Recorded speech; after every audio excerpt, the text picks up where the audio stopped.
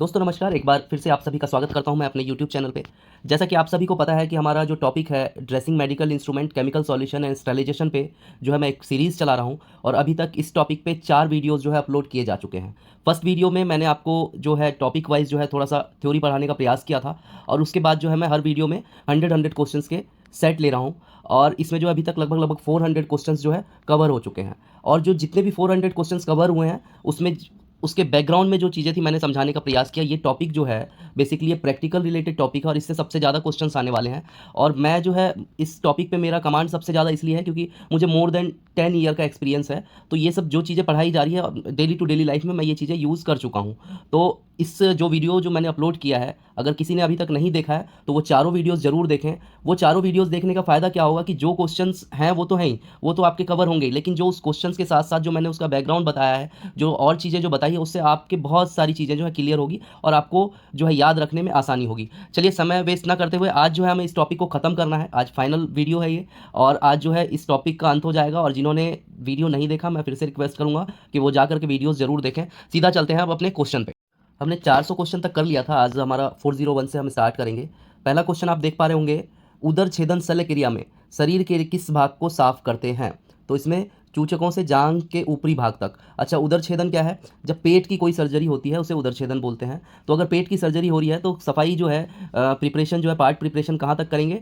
तो जो चेस्ट का जो हिस्सा होता है वहाँ से लेकर के जांघ तक के सारे बालों को जो है साफ किया जाता है। आगे चलते हैं, विसंक्रमित सहायक किससे सफाई करते हैं? विसंक्रमित सहायक किससे सहायक? केवल हाथ से, केवल कपड़े से, स्पंदन होल्डर से, भीगी रुई के फोहों से या किसी से भी? तो बेसिकली जो है ओटी के अंदर जो है स्पंदन होल्डर, जो स्पंज होल्डर जिसको बोलते हैं, उससे जो है सफाई की जाती है। आगे चलते हैं 403, सेवलॉन सफाई के उपरांत क्या रखते हैं? तो इसमें जो है सेवलॉन सफाई के उपरांत निर्जीवाणुकृत में किन होस्ट प्रथम ड्रैप रहते हैं? अच्छा, ये इसको इतने भारी भरकम वर्ड जो है बड़ा मुश्किल हो जाता है बोल पाना। तो सेवलॉन सफाई के उपरांत क्या रखते हैं?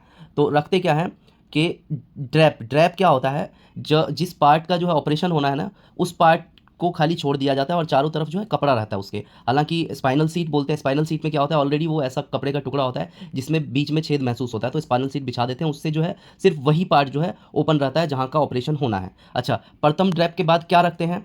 ये है, इसके बाद बड़ी जीवाणु रहित तौलिया रखते हैं। ठीक है, पहले स्पाइनल सीट लगाए और इसके बाद छोटे छोटे टेबल सीट्स बोलते हैं, वो जो है चारों तरफ से जो इलाका रह गया सबको ढक दिया जाता है, पूरी शरीर का इलाका, वही जो है पार्ट शो होगा जहाँ का ऑपरेशन होना है। आगे चलते हैं, सल क्रिया के क्षेत्र में खुला रखते हुए चारों ओर क्या रखते हैं? क्या रखते हैं? छोटा कपड़ा, जीवाणु रहित तौलिया। इसको टेबल सीट भी बोलते हैं, आपको याद रखना है। ठीक है, और टेबल सीट क्या हुआ? इतना बड़ा कपड़ा। ठीक है, और जो मैं स्पाइनल सीट बोल रहा था सबसे पहले जो रखा जाता है, स्पाइनल सीट भी इतना बड़ा कपड़ा ही होता है, लेकिन इसमें बीच में ऐसे छेद होता है बड़ा सा। तो क्या होता है, इस छेद को जो कोई मान के चलो जांग का ऑपरेशन हो रहा है तो ये स्पाइनल सीट ऐसे रखी जाएगी। ठीक है, और इस पार्ट का ऑपरेशन हो तो छेद यहाँ पे रहेगा, बाकी सब चीज़ें जो है कवर रहेगी। तो ये स्पाइनल सीट हो गया। बाकी टेबल सीट से जो है पूरे टांग को इधर भी ढक दिया जाएगा, इधर भी ढक दिया जाएगा, और शरीर जो ओपन होगा वो भी ढक दिया जाएगा। आशा करता हूँ बिल्कुल ईजिली समझ में आ गया होगा ये। आगे चलते हैं, शल्य क्रिया के तुरंत बाद रोगी की देखभाल कौन करता है? तो शल्य क्रिया के तुरंत बाद सेवक सेविकाएं, नर्सिंग स्टाफ जो होते हैं वहाँ पे, वो जो है देखभाल करता है। ऑपरेशन के बाद का बिस्तर कब लगाया जाता है? तो ऑपरेशन के बाद का बिस्तर जो है रोगी के शल्य कक्ष में भेजने के तुरंत बाद, क्योंकि जैसे ही आपने ओटी में भेजा तो आपको कभी भी जो है वो पेशेंट शल्य क्रिया होकर के वापस आ सकता है, तो इसलिए पहले से ही जो है बिस्तर तैयार रखना पड़ता है। ऑपरेशन के बाद रोगी कैसा रहता है?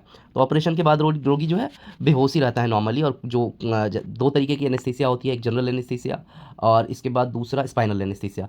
तो स्पाइनल एनेस्थीसिया में तो प्रॉपर तरीके से ही पेशेंट बेहोश रहता है।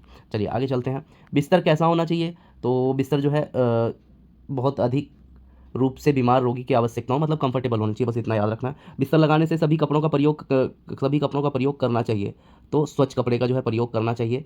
आगे चलते हैं, गद्दी के ऊपर वाले भाग में उल्टी से बचाने हेतु किसका उपयोग किया जाता है? तो मैकेंटॉस करके एक आता है। अच्छा, अभी तक मैंने टेबल सीट बताई और स्पाइनल सीट बताई, अब एक ओटी में बहुत बड़ा है मैकेंटॉस। मैकेंटॉस क्या होता है? रबड़ की सीट होती है एक, उससे क्या है कि उस पर मतलब उसको इसलिए बिछाते हैं कि अगर ब्लड ईजिली उस पर से साफ़ हो जाता है, ब्लड के निशान उस पर नहीं पड़ते हैं। तो चाहे वो उल्टी के लिए, उल्टी से बचाव के लिए कि बिस्तर खराब ना हो या फिर ब्लीडिंग हो रही होती है पेशेंट, तब भी हम सबसे पहले मतलब बेडशीट है, बेडशीट के ऊपर जो है मैकेंटोस बिछा देते हैं और मैकेंटोस के ऊपर जो है टेबल सीट बिछा देते हैं। ठीक है, आगे चलते हैं, तकिए को किससे सुरक्षित करके बिस्तर से सिरहाने लगा दिया जाता है, तो अतिरिक्त प्लास्टिक के आवरण से। अच्छा, कई बार क्या होता है, तकिए को ना उल्टी करने के चांसेस होते हैं, तो तकिए का कवर जो है गंदा हो जाएगा या गीला हो जाएगा, तो हम जो उसको जो डस्टबिन वाली जो पिन्नियाँ आती हैं, जो उसमें जो है तकिए को डाल दिया जाता है, और ताकि वो गंदा ना हो। मुंह पोंछने का तौलिया कहाँ रखा जाता है, तो जहाँ हम हाथ धोते हैं वहाँ पे रखा जाता है। रोगी के इसमें क्या है, सिर से के निकट, ये पता नहीं क्या है, जहाँ पे हम हाथ धोते हैं वहीं पे तौलिया रहता है। रोगी के साथ संयुक्त उपकरण जैसे क्या उपलब्ध कर लेना चाहिए, तो उपरोक्त सभी। संयुक्त उपकरण जैसे क्या उपलब्ध कर लेना चाहिए, अच्छा क्या क्या उपकरण उस टाइम पे अवेलेबल होने चाहिए, आईवी इन्फ्यूज़न सेट होना चाहिए। अब इन्फ्यूज़न सेट क्या है, इन्फ्यूज़न सेट इस टाइप की एक छोटी सी मशीन होती है, जिसमें कि बड़ा सा 10 ml वाली सिरिंज जो है इस तरीके से लगी जाती है, ठीक है, ये सिरिंज मान के चलिए, और सिरिंज से जो एक पाइप जाती है और पेशेंट के जो लगती है, जैसे पानी चढ़ता है सेम वैसे ही, लेकिन इसमें क्या होता है, टाइमर सेट करने के बटन होते हैं, तो जो इंजेक्शन बहुत ही धीरे धीरे तरीके से जाना होता है, तो वो आईवी इन्फ्यूज़न सेट से दिया जाता है। चलिए आगे चलते हैं। स्वच्छ स्व अवधारणीय सूचक सूचक चूसक सेट, अरे भाई साहब इतने खतरनाक वर्ड, सक्शन की बात हो रही है यहाँ पे, ठीक है। सक्शन मशीन होता है, सक्शन मशीन मैं ऊपर के वीडियोस में प्रॉपरली समझा चुका हूँ फोटो के साथ, तो जिन्होंने नहीं देखा, सक्शन मशीन बहुत ही इंपॉर्टेंट पार्ट होता है ओटी का, आईसीयू का, कैजुअल्टी का, तो ऊपर फर्स्ट वाले में जिसमें मैंने सारे इंस्ट्रूमेंट दिखाए थे, तो फर्स्ट पार्ट आप जा करके देखें। आगे चलते हैं। 414 415, रोगी के बिस्तर के नज़दीक निम्नलिखित वस्तुओं को तैयार रखना चाहिए, तो क्या क्या तैयार रखना चाहिए, कि सी और ए और बी तीनों ही तैयार रखना चाहिए, कहने का मतलब है मुंह में रखने के लिए रुई, ठीक है, फॉरसेप्स, एयरवे, टंग डिप्रेसर, मुंह की थैली। इतनी चीज़ें नहीं होती, सबका एक अलग से अलमारी बना होता है और वहीं पे सारी चीज़ें होती है, और कंफर्टेबली अगर किसी चीज़ की ज़रूरत होती है तो निकाल के ला करके रख दिया जाता है। अच्छा, शल्य कक्ष में चिकित्सक से क्या जानकारी लेनी चाहिए, तो शल्य क्रिया के दौरान घटित जटिलताओं की जानकारी। अच्छा, अगर पेशेंट जब शल्य कक्ष से बाहर आ जाता है, तो हमें पता होना चाहिए कि ओटी में कोई कॉम्प्लिकेशंस तो नहीं आए, कोई दिक्कत तो नहीं आई है, तो हम किससे पूछ सकते हैं। कई बार हालांकि डॉक्टर जो है सारी ओटी केस करने के बाद आते हैं, तो जिस शिफ्टिंग स्टाफ होता है उनसे भी पूछ सकते हैं कि कोई कॉम्प्लिकेशन तो नहीं हुआ, और इसके बाद शाम को जब राउंड पे डॉक्टर आते हैं तो उनसे भी बात करके पता किया जा सकता है कि सब कुछ ठीक हुआ कि नहीं। शल्य कक्ष में जाने से पूर्व रोगी का क्या निरीक्षण कर लेना चाहिए, तो पार्ट प्रिपेयर हो चुका है कि नहीं, ये निरीक्षण सबसे ज़रूरी है। केवल रक्तचाप नहीं, ये भी रक्तचाप भी देखना चाहिए, नाड़ी दर भी देखना चाहिए, त्वचा और नाखूनों के रंग का निरीक्षण करना चाहिए, और इसमें पार्ट प्रिपरेशन एक सबसे बहुत महत्वपूर्ण चीज़ है, वरना पेशेंट वापस आ जाएगा। रक्तस्राव आदि के लिए यदि निकास नली लगी हो, तो किसका निरीक्षण करना चाहिए, तो किसका निरीक्षण करें, निकासनी और शल्य स्थल दोनों का। निश्चेतना से पूरी तरह होश में आने तक रोगी पर कैसा निरीक्षण करना चाहिए, तो रोगी पर कैसा निरीक्षण करना चाहिए, गहन और परिश्रम पूर्वक निरीक्षण होना चाहिए, जब तक कि वो बेहोशी की हालत से होश में ना आ जाए, उस टाइम तक जो है ध्यानपूर्वक उसको देखने की आवश्यकता होती है। शोरपूर्ण श्वास आने की स्थिति में क्या करना चाहिए, तो शोरपूर्ण श्वास आने की स्थिति में शीघ्रता से चूसक प्रारंभ कर शल्य चिकित्सक एवं निश्चेतक को सूचना देनी चाहिए। तो यहाँ पे जो है चूसक तंत्र डिपेंड करता है कि आप सक्शन के लिए कोई सिक्रेशन हो रहा है, उसके गले में आपको लग रहा है कुछ अटक रहा है, तभी आप सक्शन करेंगे। अदरवाइज सबसे मोटा मोटी आंसर जो ध्यान रखना आपको, कि शल्य चिकित्सक या जो भी डॉक्टर अवेलेबल है उसको सूचित करने का कार्य है। अच्छा, रोगी को किस स्थिति में रखना चाहिए, तो किस चीज़ में रोगी को किस स्थिति में रखना चाहिए, क्वेश्चन क्लियर नहीं है, छोड़िए इसको। किस पर सूक्ष्मता से ध्यान देना चाहिए, तो किस पर, केवल रक्तचाप पर, केवल नाड़ी पर, रक्तचाप, नाड़ी, श्वसन दर, सब चीज़ें जो है मेंटेन होनी चाहिए, मॉनिटर होना चाहिए। जैविक चिन्हों को कितने मिनट पर रिकॉर्ड रखना चाहिए, जैविक चिन्हों को पहले 1 या 2 घंटे तक जैविक चिन्हों को प्रत्येक 15 मिनट पर रिकॉर्ड रखना चाहिए, पता नहीं जैविक चिन्ह क्या है। रोगी में यदि देह नीलता हो तो क्या लगाना चाहिए, तो रोगी में अगर देह नीलता का मतलब जहाँ तक मैं समझ पा रहा हूँ कि देह अगर नीला पड़ रहा है, तो ठीक है, तो ऑक्सीजन तुरंत लगाना चाहिए, ठीक है, कि सांस लेने में दिक्कत आती है तो आदमी नीला पड़ने लग जाता है। कमजोर नाड़ी एवं रक्तचाप में गिरावट किसका विफलन है, तो रक्त संरचना का विफलन है ये। रक्त संरचना विफल होने पर क्या करना चाहिए, तो इसमें जो है रक्त संरचना विफल हो, रोगी को आराम देना, चिकित्सक को तुरंत सूचित करना। ऐसे क्वेश्चन में आपको ना ये वाला याद रखना है कि सूचना तो देनी ही देनी है आपको, ठीक है। इसके बाद है निगलने तथा खांसने की प्रतिवर्ती क्रियाओं को पुनः प्राप्ति होते ही क्या हटा देनी चाहिए, तो ग्रासनी वायुमार्ग, अच्छा, ओरोफेरिंजियल एयरवे। अच्छा, अगर निगलने तथा खांसने की प्रतिवर्ती क्रियाओं को पुनः प्राप्ति होते ही क्या हटा देना चाहिए, तो यह है ग्रासनी वायुमार्ग में अगर कुछ रुकावट आ रही है तो उसको हटा देना चाहिए। इसके बाद रोगों को कब तक अकेला नहीं छोड़ना चाहिए, जब तक वो होश में ना आ जाए। निश्चेतना से होश में आने के बाद रोगी क्या जानना चाहता है, तो वो कहाँ पे है ये जानना चाहता है सबसे पहला, तो उसके साथ क्या क्या किया गया ये तो खैर उसे पता होता है पहले से, वो कहाँ पे है, सब चीज़ ठीक हो गया नहीं हो गया, उसके रिश्तेदार कहाँ पे हैं ये जानना चाहते हैं। ड्रेसिंग कार्यकर्ता रोगी को किस नाम से पुकार कर भरोसा दिलाना चाहता है, तो उसके नाम से, नाम पेशेंट का नाम याद होना चाहिए। जैविक लक्षणों की स्थिर होने पर तथा रोगी पूर्णतः जागने के बाद उससे कितने मिनट के अंतर पर कुछ गहन सांस लेने को कहा जाता है, तो 5 से 10 मिनट। आगे चलते हैं। यदि रोगी निश्चेतना के प्रभाव में शल्य स्थल पर दर्द की शिकायत करता है तो क्या किया जा सकता है? भाई डॉक्टर को इन्फॉर्म करें और अगर डॉक्टर के ऑर्डर के हिसाब से आपको जो है उसको इंजेक्शन लगाना है, ठीक है। हाँ, एक चीज़ आपको जो बार बार कह रहा हूँ, इस टाइप के क्वेश्चंस आएंगे जहाँ पे आपसे पूछा जाएगा क्या करना चाहिए, तो जहाँ आप वहाँ पे डॉक्टर बनने का प्रयास करेंगे ना, तो वो आपका क्वेश्चन गलत हो जाएगा, ठीक है। तो आपको ऐसे क्वेश्चन में डॉक्टर बनने का प्रयास नहीं करना, भले ही आपको पता है कि भाई दर्द हो रहा है तो दर्द का इंजेक्शन लगाना, लेकिन आप लगा नहीं सकते, यू आर नॉट एंटाइटल्ड, ठीक है। जब तक के डॉक्टर जो है ऑर्डर ना दे दे तब तक आप नहीं लगा सकते। इवन हमारे हॉस्पिटल में तो होता है, अगर डॉक्टर ने फ़ोन पे ऑर्डर भी दे दिया ना कि दर्द का इंजेक्शन लगा दो, तब भी जो है अलाउ नहीं होता कि लगा दो, जब तक कि डॉक्टर खुद नहीं आएगा, ऑर्डर सीट पे ऑर्डर नहीं डालेगा, तब तक आप नहीं लगा सकते। तो ऐसे क्वेश्चन में आपको कई जगह फंसाने का प्रयास करेंगे, जिसकी नॉलेज आपको पहले ही होगी। क्या पेशेंट को दर्द हो रहा है, नीचे ऑप्शन दे देगा तो दर्द का इंजेक्शन लगा देना चाहिए, जैसे ही आप लगा देना चाहिए पे क्लिक करेंगे वो क्वेश्चन आपका गलत हो जाएगा। तो ऐसे क्वेश्चन में आपको सिर्फ ये याद रखना, सारे क्वेश्चन आपके सही होंगे। डॉक्टर को इन्फॉर्मेशन, डॉक्टर को इन्फॉर्मेशन, एज पर डॉक्टर, एज पर डॉक्टर। हॉस्पिटल में डॉक्टर के ऑर्डर के बिना कुछ भी नहीं होता, आप कुछ नहीं कर सकते, बस आपको इतना ध्यान रखना है। निश्चेतना से लाभ कर रहे रोगी को पानी की मांग करने पर क्या देना चाहिए? तो डॉक्टर से पूछ करके, ठीक है, डॉक्टर से पूछ करके अगर ऑर्डर है तो उनको पानी दिया जा सकता है, ठीक है। और अगर नहीं है तो डॉक्टर ने मना किया तो नहीं दिया जाता। अच्छा, इसमें क्वेश्चन एक बार समझते हैं। लाभ कर रहे हैं, निश्चेतना से लाभ कर रहे हैं रोगी। अच्छा, तुरंत जब आया है, जैसे ही मान के चलो ये एनेस्थीसिया में है पेशेंट, ओटी से निकल करके आया, तो ओटी से निकलने के बाद क्या तुरंत अगर वो होश में है, लोकल में हुआ है उसका ऑपरेशन, तो या जीए में हुआ है, तो उसको क्या पानी दे देना चाहिए? नहीं। इतना तो आपको जनरल नॉलेज होनी चाहिए कि डॉक्टर को आपको फ़ोन भी नहीं करना इस चीज़ के लिए कि सर ये पानी मांग रहा है, ठीक है। इसमें जो है लगभग 4 से 5 घंटे का जो है टाइम होता है, इसमें जो है नहीं दिया जाता। और वो ना पहले से ही ऑपरेशन रूम का जो सीट होता है उस पे लिखा होता है कि कितने दिन बाद, तो उसमें देख करके जो हम पेशेंट को मना कर सकते हैं कि नहीं अभी आपको अलाउ नहीं है, ठीक है। और जब देना होता है तो उसके ऑर्डर्स अलग से होते हैं। चलिए, शल्य चिकित्सा के पश्चात रोगी की देखभाल कब तक आवश्यक है?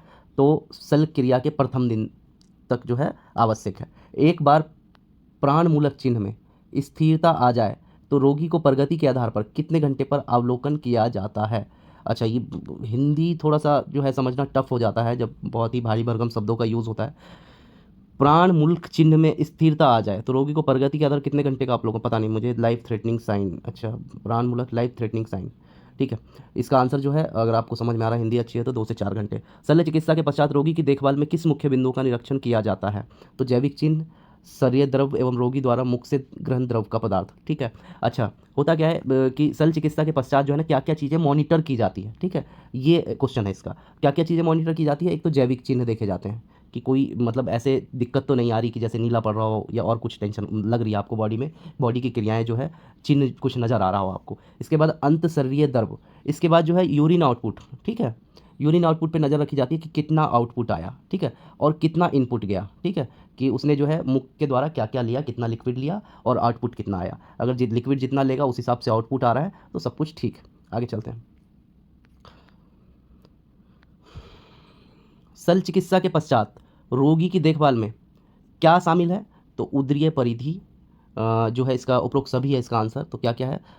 उदरीय परिधि, मूत्र निर्गमन का समय और मात्रा, आंत्र क्रिया, उपरोक्त सभी। चलिए इसको समझने की कोशिश करते हैं क्या क्या लिखा है। शल्य चिकित्सा के पश्चात रोगी की देखभाल में क्या क्या शामिल है? ऑलरेडी बता चुका हूँ क्या क्या शामिल है। उदरीय परिधि, ऊपर से जो परिधि है उसमें कोई निशान, कुछ दिक्कतें तो नहीं लग रही।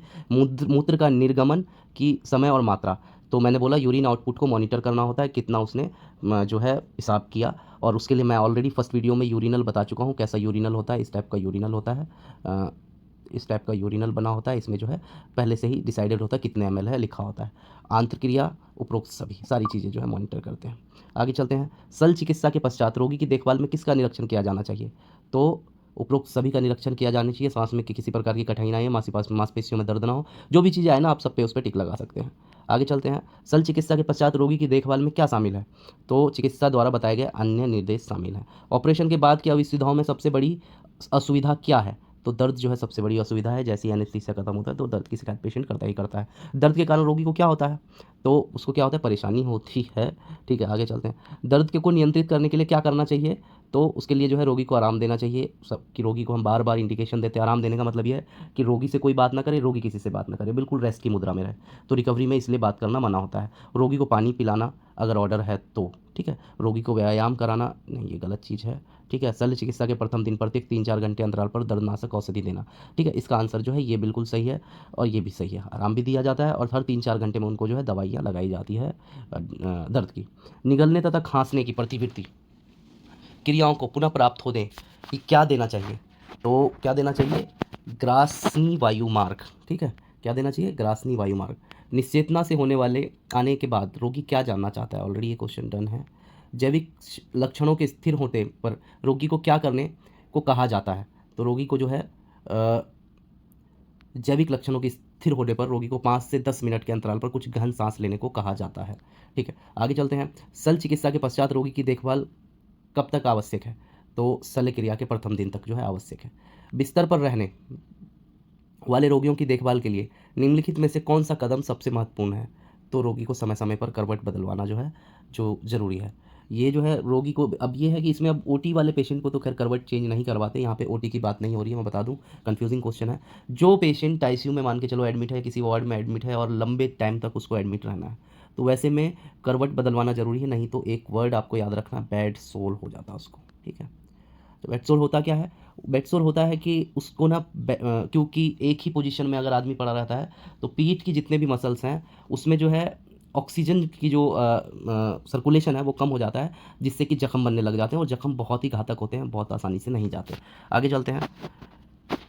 प्यास तृष्णा के प्रबंधन में निम्नलिखित में से कौन सा उपाय उपयोगी है? तो मुंह को गीला रखना उपयोगी है। आगे चलते हैं। शारीरिक विकृति को रोकने के लिए निम्नलिखित में से कौन सा उपाय किया जा सकता है?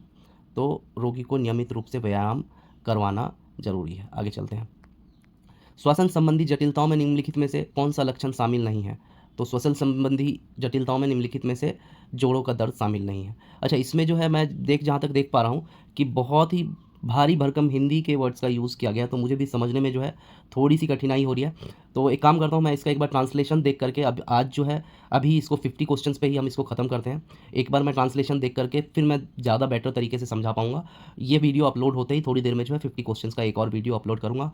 वीडियो देखने के लिए बहुत बहुत धन्यवाद। शेयर ज़रूर करें। जब तक मुझे लगता है कि कम से कम अगर मैंने इतनी देर मेहनत करी, एक वीडियो बनाने में लगभग 1 घंटे लग जाते हैं, तो कम से कम मैं एक्सपेक्ट करता हूँ कि इस वीडियो को कुछ है नहीं तो कम से कम 500 लोग तो देखें पूरी वीडियो को, ठीक है? तो उसके लिए क्या करना है, आपको भी सपोर्ट करना है, अपने जो भी ग्रुप्स हैं उसमें शेयर करें, लोगों को बताएं, कमेंट्स जरूर करें। कमेंट से जो है वीडियो थोड़ा सा बूस्ट होता है। बहुत बहुत धन्यवाद। Thank you very